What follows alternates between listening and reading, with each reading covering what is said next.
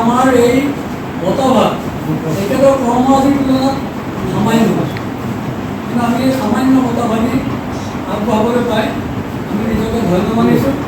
সদৌ অসম সত্ৰ মহাসভাই আজি গৌৰৱ অনুভৱ কৰিছে তেখেতৰ দৰে এজন প্ৰকৃতিবিদক বৃক্ষসমূহ কৰ্ম কৰি যোৱা পৰম চলাৰ সত্ৰীয়া সংস্কৃতি সাধকক আমি বঁটা লোৱা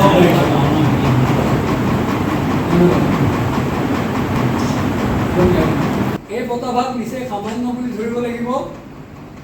এই ভাগ বঁটাই তেখেতৰ ইমান প্ৰশংসনীয় কাৰ্যৰ আচলতে এই বঁটাৰে আমি স্বীকৃতি প্ৰদানটো আমি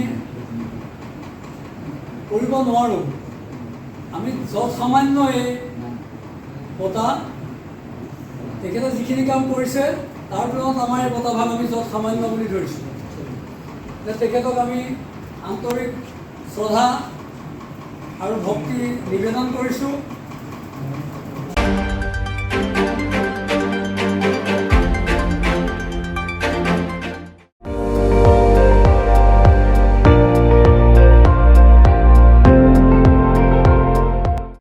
আপুনি চাই আছে ND24, সৰ্বশ্ৰেষ্ঠ নহয় সৰ্বোত্তমৰ দৌৰত।